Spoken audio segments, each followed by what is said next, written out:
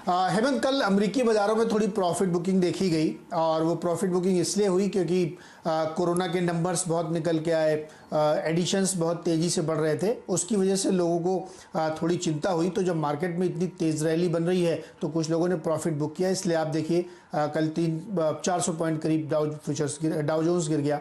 और उसके बाद आप देखिए दूसरे सेगमेंट में भी हल्की हल्की प्रॉफिट बुकिंग देखने को मिली, लेकिन ये बहुत सिग्निफिकेंट इसलिए नहीं क्योंकि कोई ट्रेंड नहीं है, कोई ऐसा एस्टेब्लिश्ड फैक्ट नहीं दिखा जिसकी वजह से तेज़ी हो।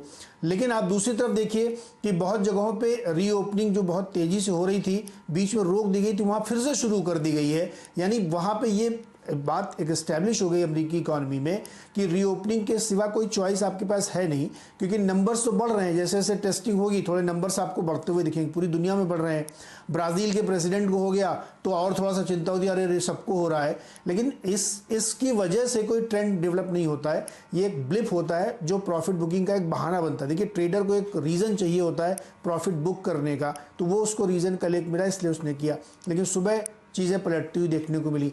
गोल्ड की चर्चा यहाँ इसलिए करना चाहूँगा कि गोल्ड ने कल 1805 का लेवल देखा, वो पार कर दिया। यानी लोग सोने में भी खूब खरीदारी कर रहे हैं, इक्विटी में भी खूब खरीदारी कर रहे हैं। तो ये दोनों एसेट क्लास अच्छे खासे तेज़ी के साथ बंद हुए, लेकिन वैसा कोई चिंता या ट्रेंड लाइन नहीं है। और आपको याद रखना चाहिए कि ये हफ्ता जो चल रहा है और इसके बाद वाले हफ्ते के बीच में ही आप देखेंगे अमेरिका में एक और स्टिमुलस पैकेज आने की तैयारी है जो मैन्युफैक्चरिंग और स्मॉल इंडस्ट्रीज के लिए होगा। तो उसकी वजह से मार्केट का मोमेंटम टूटने वाला नहीं है।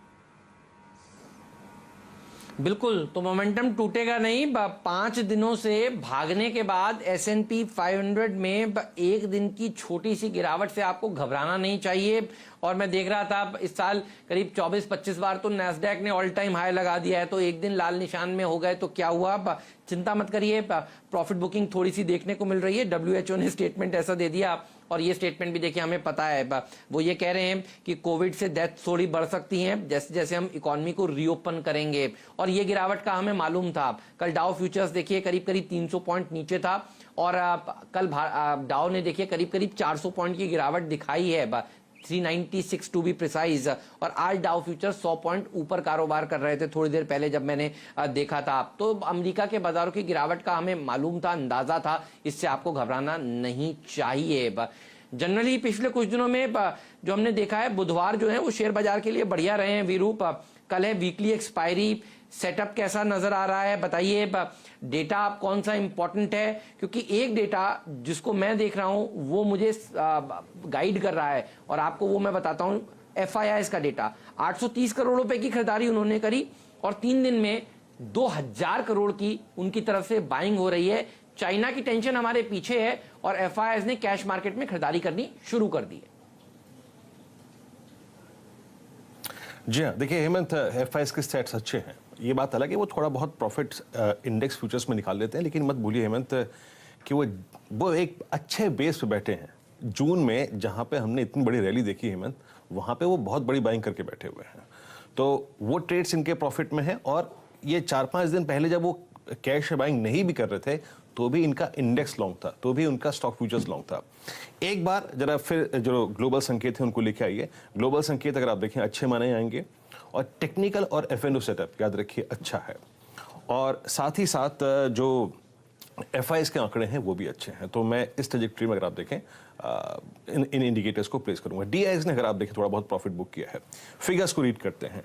829 करोड़ रुपए की FIIs की बाइंग, दैट्स गुड। 784 करोड़ रुपए का DIs ने ऑफलोड किया, थोड़ा सा उन्होंने प्रॉफिट इनिशियली बुक करा। इंडेक्स फ्यूचर्स FIIs ने करीब 409 करोड़ का बेचा, 4800 कॉन्ट्रैक्ट उन्होंने लॉन्ग काटे।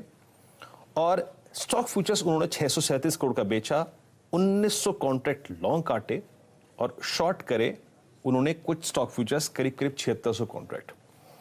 इसमें अच्छी चीज यह है कि इंडेक्स को थोड़ा शॉर्ट करके हेज कर रहे हैं और स्टॉक फ्यूचर्स को भी शॉर्ट करके हेज कर रहे हैं against their delivery buying in cash market. That's good, ये आंकड़े अच्छे हैं।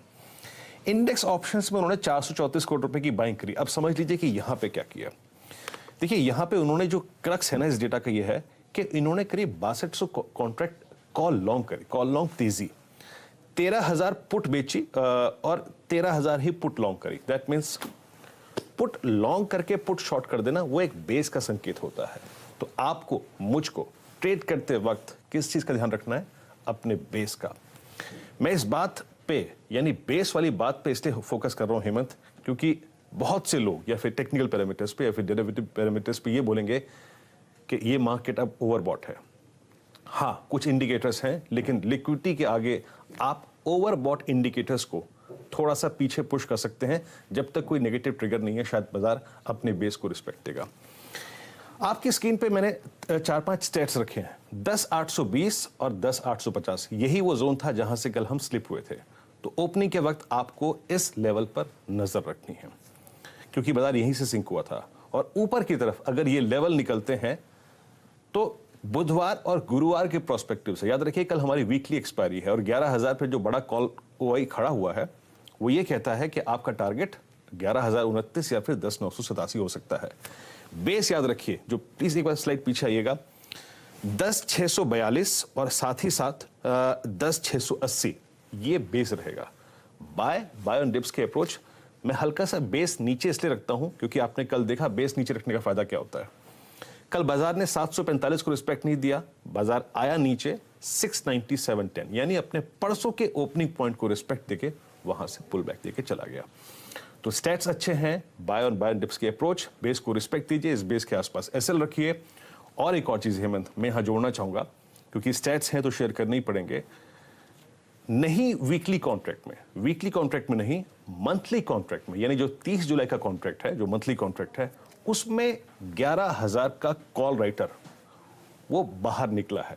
याद रखिए मंथली प्रोस्पेक्टिव से, यानी गुरुवार के बाद जब शुक्रवार आएगा या फिर सोमवार, मंगल, बुध, उस प्रोस्पेक्टिव से 11,000 के कॉल राइटर का बाहर निकलना ये एक अच्छे संकेत ऊपर के लिए बनते हैं। हेमंत, लेकिन आपको क्या लगता है आज बाजार की थीम और सेटअप कैसा है?